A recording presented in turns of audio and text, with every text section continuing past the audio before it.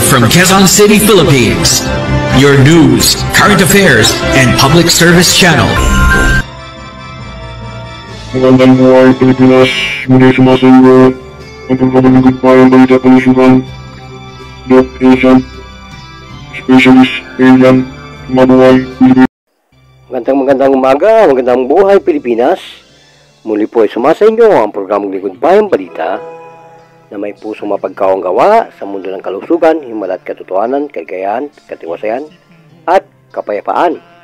Ito ang inyong Likod Bayan, Doc Ancient Alien Specialist, Juno Kairi po, mediko, para po sa makasaysayan natin na paglilingkod bayan sa lahat po ng lansangan ng ating pong bansang ito, hanggang sa labas at sa loob po ng ating mga tinatawagan ng mga kapatiran po natin sa balikat, mga guardians ng mga pamilya po natin. Ay may tumawag po sa atin na isa pong membro natin at mga kaibigan po natin na yan po ay residente rin ng Mindoro, na kung saan po ay ang kanya pong pinsan ay may diabetiko, may rayuma, may sakit sa puso. Ngunit ang gusto po niyang ma-intercept na hamon na talagang pag lumakad daw po at nawala yung pagsisigaw at makalakad at hindi na po abutin ng kalas-kalas, ano bang tawag doon,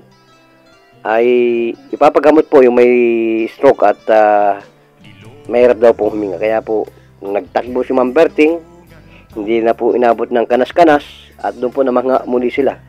Tuturaw po yung unang ginamot ko sa kanilang pamilya na merong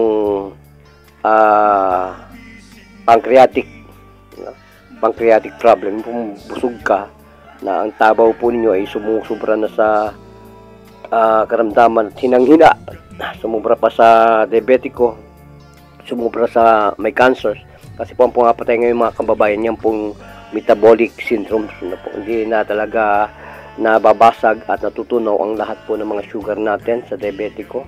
Hindi makapasok sa blood cell po yung insulin, hindi na po gumagana yung glucagon, yung reserve energy natin. Pag yan po inatuklasan natin sa ating mga dakilang manggagamot, meron po tayong transmission ng male and female hormones na yan. Wala na po endocrine gland, it's working, it's on your mindset.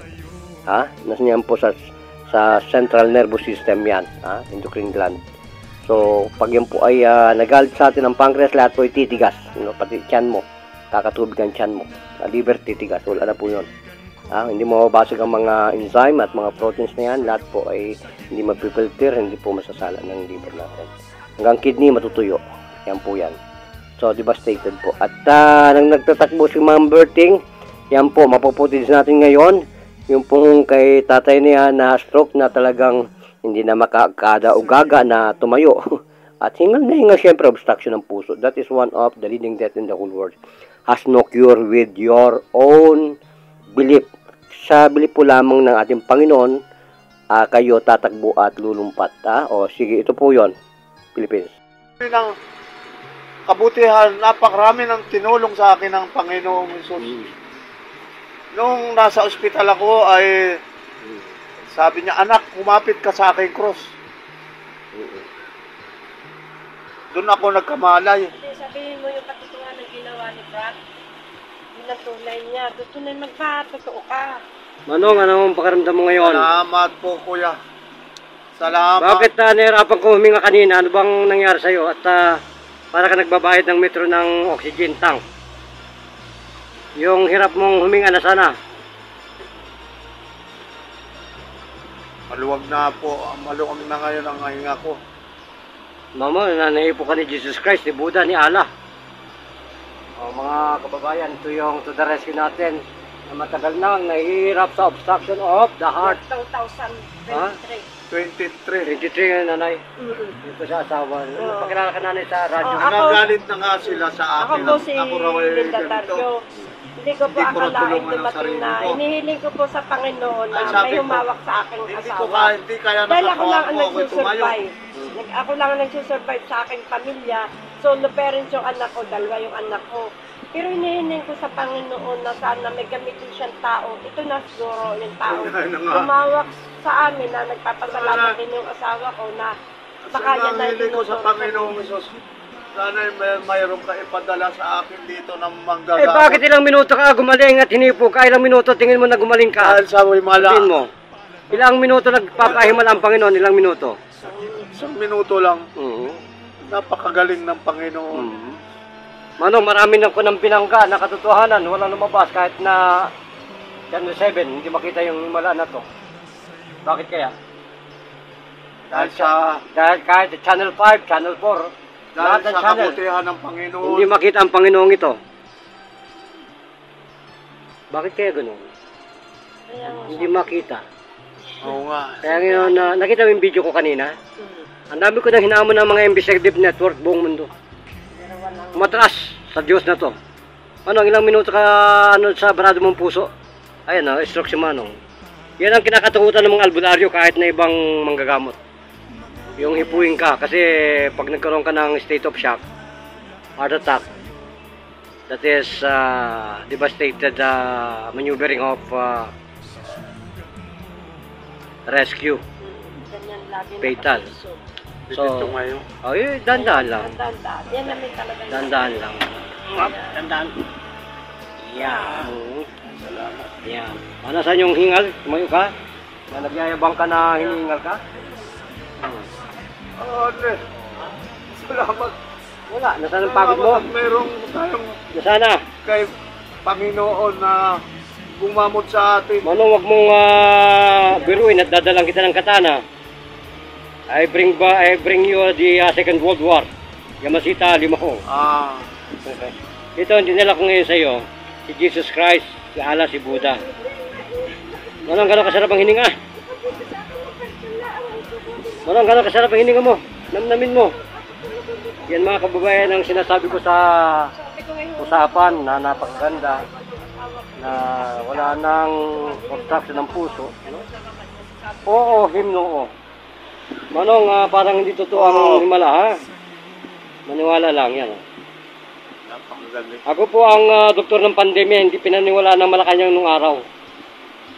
Hello. Tatay Digong Duterte.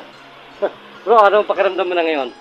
Ayos naman. Yung kapatid mo, yun kita mo, tinanggal ko yung barado ng puso, katulad mo.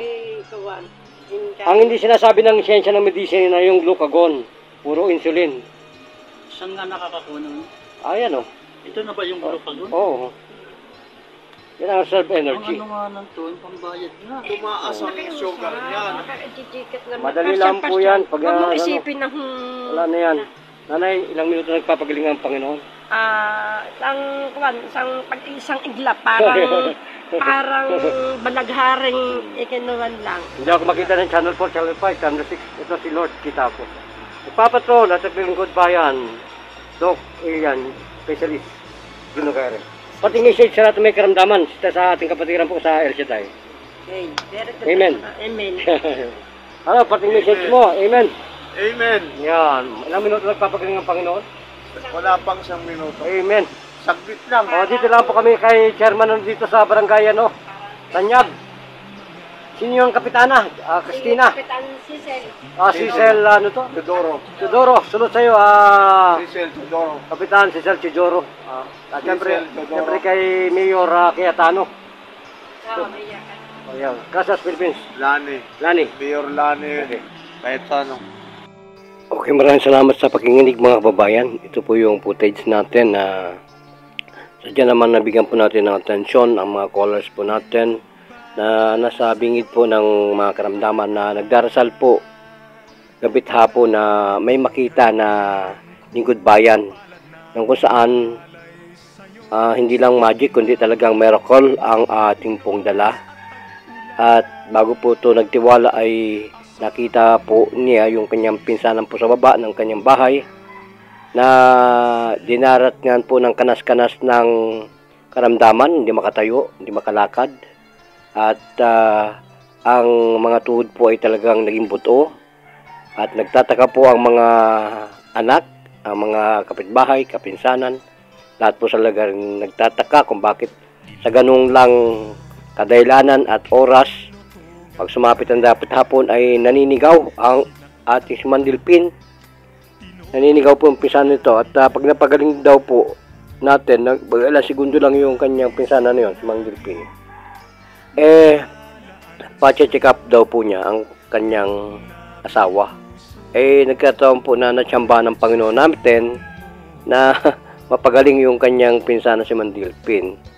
At prior po dan, meron po silang nirekomenda sa akin na talaga pong pancreatic po ang karamdaman at wala na rin po magawa ang mga siyensya ng mediko sa buong kapuluan po ng ating sulok ng bansa ng ating pong lupang ito ng Pilipinas, sapagkat yan po ay hindi man pinaniniwalaan ng siyensya yung ating pong, kung tawagin po yung pumapatay ngayon na metabolic syndromes, parang pasma po yan. Pinapatigas niya lahat ng iyong mga internal organ, kasama po ang nervous system, utak, no? Ay tigas po yan, sapagkat po wala ng drive na po yung mga nutrients natin. Paralytic po yung inyong hormones, lahat po yan ay pinapatay niya. Kaya po yung sugar natin, nandun pa rin po, hindi nagagawang basagin ng insulin. At hindi na po makapasok ang insulin sa ating pong kaduguan.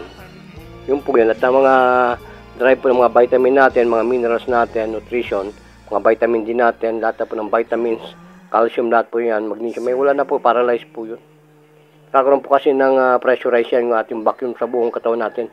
Neuromuscular po yan. Damage yan. Yan po ang sibang pasma. Diyan po nagtatalo ang unconventional at saka conventional. So, pares po tayo magaling. Lahat po ay agap po natin. Pero may mga misteryo po na nababalot. Kaya po, ang breaking po natin, suggestion sa lahat ay dasal sa Panginoon. Wala po naman sigurong masasabi natin na violation na tayo po ay magsimba, magdasal. Wala po sigurong batas na ganoon sa kalusugan, no? At saka sa ating pong mga lansangan na magdasal ka sa kabilang tabi o tumawag po sa programa sapagkat nandito po ang himala ng Diyos. One God, one nation. No? Lahat po, akap po natin ng Diyos, Orpan, Orthodox, ano po, lahat po yan. Taoism, Buddhism, lahat po yan akap natin. Yung ating pong dating Anito, Islam, akap po natin lahat yan. Ha? Nanggaling po yan sa Pilipinas lahat. No? Huwag po tayo magtatampo sa mga may aral po ng ganitong adhikain po makatulong. Sapagkat yan po ay original na tayo po ay mapakinggan ng ating mga kapatiran po sa balikat, mga guardians. No? Yung mga hormones po natin ay yan ay shutting down. No? Paralytic. Kaya po pag kayo po yung nag-aral ng kiss of death, wala na pong questions yan. Unexceptional to the rules. Kasi po, pag tumanggap kayo ng bendisyon namin, you gonna die for about an hour. And you will not be awakened for about that moment because that is a matter of driving to the other dimension, astral projection. So that you can meet a lot of angels, a lot of demons, a lot of mystery that you can find during your travel. It looks like time machine. So awakened for about a second by your master. So it is not only by passing the board exam in the public, but you must to undergo that sentence with us. It's only a little bit a touch of very harmonized. It look like Buddha. Seriously, that is the astral projection inclination of the mindset of chakra and mantra. So it was not being taught in the field of endeavor of Western medicine because that is a very terrifying momentum of kiss energy. That is the huge Wang discovery, and it's almost tantamount of offering your own intelligence body to your creator. So dapat po sana maliwanagin po tayo pag tayo po assassin medicine, yan po ay exceptional to the rule. Ito po may libreng ituro, kaya lang po you gonna sign our language of death. Waiver at is where is. If you succeeded, and then welcome. If not, and then welcome also. But no matter how, you are safe because we are a master of this subject. We don't allow anyone to die in our execution of our ritual ceremony. It looks like night fraternity. This is very harmonized.